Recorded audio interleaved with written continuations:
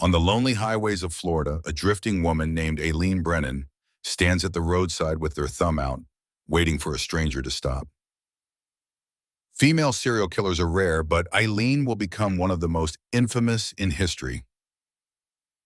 In her purse, she carries a loaded pistol, and any man who picks her up may never be seen again. Over a single year, she shoots 7 men dead along the roads and highways of Florida. To the world, she is a monster, but she will swear to her dying day that every killing was self-defense. This is the story of the woman the press will come to call the highway monster. She is a 34-year-old roadside prostitute, hardened by a lifetime of abuse and abandonment. She works the truck stops and the interstates, climbing into the cars of strangers for money.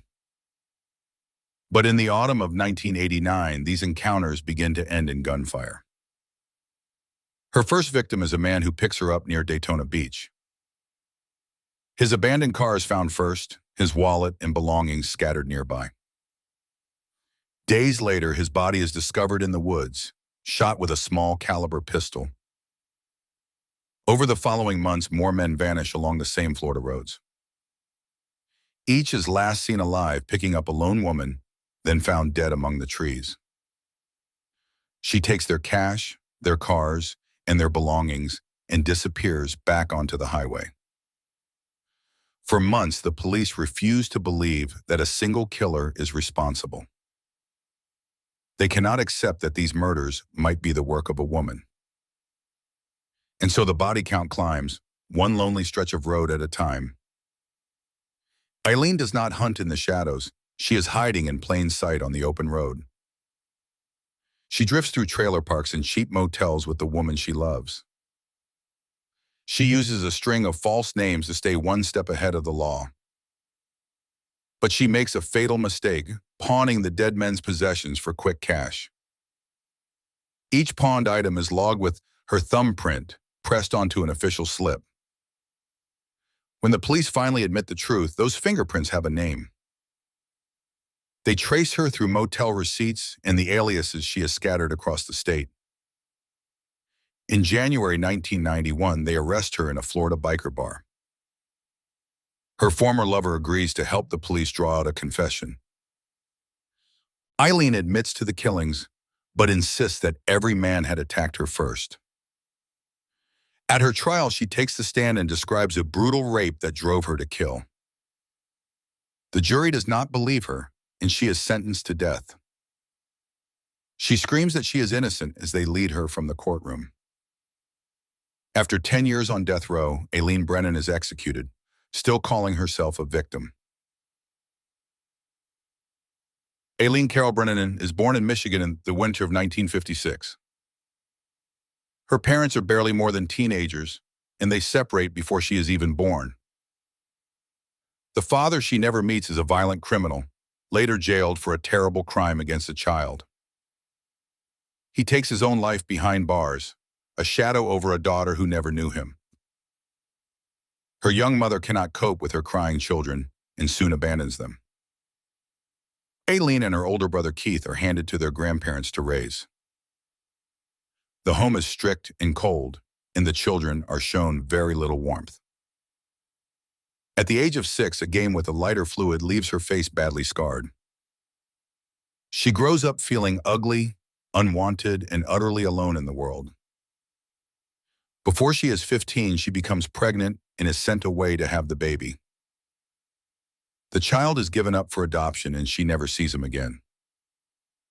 Soon after, her grandmother dies and the fragile home falls apart completely. Aileen drops out of school with nowhere to go and no one to turn to. She takes to the roads as a teenage runaway, selling herself simply to survive. She hitchhikes from state to state, sleeping rough and drifting without a home. Every adult who should have protected her has failed her instead. The abuse and rejection slowly harden into a deep and burning rage. By the time she is grown, Aileen trusts no one and hates the men who use her. Through her 20s, Aileen lives a chaotic life out on the open road. She drifts between states, collecting arrests the way other people collect memories. She is jailed for drunk driving and for firing a pistol from a moving car. She is arrested again for hurling a pool ball at a bartender during a brawl. She serves time for the armed robbery of a convenience store. Forged checks, stolen cars, and traffic offenses follow her everywhere she goes. Again and again, the police find a loaded firearm hidden inside her vehicle. When her brother Keith dies, she is stunned to receive a large insurance payout. The money could have changed her life, but she squanders every cent within weeks. Broke once more, she drifts south and finally settles in Florida. In a Daytona bar in 1986, she meets a woman named Tyria Mason. For the first time in her life, Aileen feels that someone truly loves her. The two women become inseparable, drifting together through the Florida heat. They live in trailer parks and rented rooms, scraping by on next to nothing. Aileen still works the truck stops and highways to bring in money. She adopts one false name after another to keep the police off her trail. But the work grows more dangerous and the men more threatening every year. She begins carrying a loaded pistol with her in her purse at all times. She tells herself that it is only for protection on the lonely roads. Inside her, the old rage at men is simmering closer and closer to the surface. She is tired of being used, beaten, and discarded by the men who pick her up. And then, one night in 1989, that rage finally explodes into murder. The first man to die is a 51-year-old named Richard Maddox. He picks Aileen up near Daytona Beach on a late autumn night. What happens between them inside that car, only she will ever truly know. She shoots him several times and leaves his body hidden in the woods. She drives off in his car and scatters his wallet along the roadside.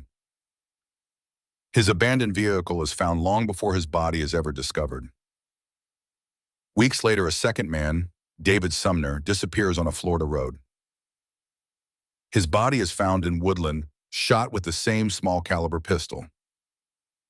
Soon a third victim, Charles Cardwell, vanishes along the same stretch of highway. He too is found among the trees, his car and belongings taken. A clear and terrible pattern is forming on the roads of Central Florida. Lone men stop to help or to buy company and are never seen alive again. Each time, Aileen takes the cash, the car, and anything she can sell. Yet the police still refuse to believe that a woman could be the killer. They search for a male suspect, and the real killer keeps on driving. The next to vanish is a gentle missionary named Peter Sweeney. He sets out to visit relatives and never arrives at his destination. His wrecked car is found abandoned 200 miles from his home. Witnesses describe two women climbing out of the crash and hurrying away. One is blonde and bleeding, and she leaves a bloody handprint on the car. It is the first solid clue, but the police still cannot see the truth. Peter Sweeney's body is never found despite years of searching. He becomes the one victim Aileen will never once admit to killing. With every passing month, the lonely Florida woods hide another secret. By the summer of 1990, the killings are coming faster and faster. A man named Eugene Barrett goes missing after leaving his workplace.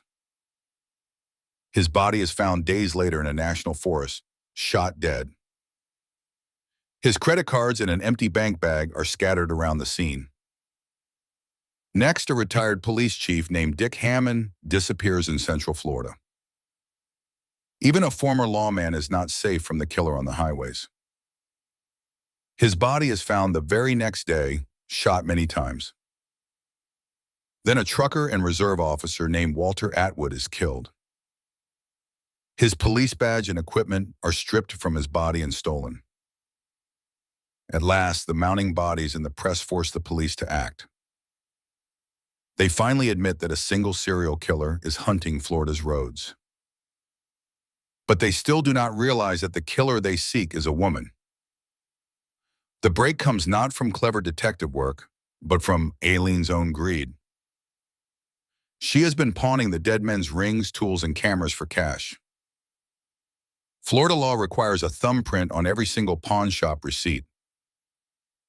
Without knowing it, she has signed her name and fingerprints across the state. When detectives match those prints, the suspect finally has a face. They trace her aliases through a long trail of motel receipts. Slowly, the drifting woman with no fixed home is cornered. Investigators learn that she is traveling with a female companion. They piece together her movements from one cheap motel to the next. The killer the police could not imagine is now their prime suspect. In January 1991, officers find Aileen drinking in a Florida biker bar. They arrest her quietly, without the public yet knowing who she is. The highway monster is finally off the road, but her story is far from over. With Aileen in custody, the police turn to her companion, Tyria Mason. They track Tyria down to her family's home in another state. Frightened and cornered, Tyria agrees to help the investigators. She makes a series of recorded phone calls to Aileen in jail. On the calls, Aileen slowly begins to take over all the blame to protect her. Days later, Aileen confesses to shooting 6 of the 7 men. She insists again and again that every killing was in self-defense. She claims each man tried to rape or beat her on the lonely roads. She denies only the death of the missionary, Peter Sweeney. In January 1992, she stands a trial for the murder of Richard Maddox. She is the only witness called in her own defense. From the stand, she describes a savage rape that she says forced her hand. But the court hears nothing about who that first victim really was. The jury finds her guilty and recommends that she be put to death. She erupts in fury, screaming that she is innocent and was raped. Only much later does a reporter uncover the truth about that first man. Years earlier, he had served a long prison term for a violent rape. It is a revelation that comes far too late to change her fate. Aileen pleads guilty to 3 more of the killings and is condemned again. She offers to lead the police to the missionary's hidden body. But nothing is ever found, and they dismiss it as a desperate ruse. She is sent to death row to wait out her final years. For a decade, she lodges appeal after appeal, insisting she is a victim. The world remains bitterly divided over who she truly was. To some, she is a cold-blooded monster who murdered 7 men for money. To others, she is a broken woman who finally struck back at her abusers. In the autumn of 2002, the state of Florida carries out her execution. She goes to her death calm, defiant, and certain that she was wronged.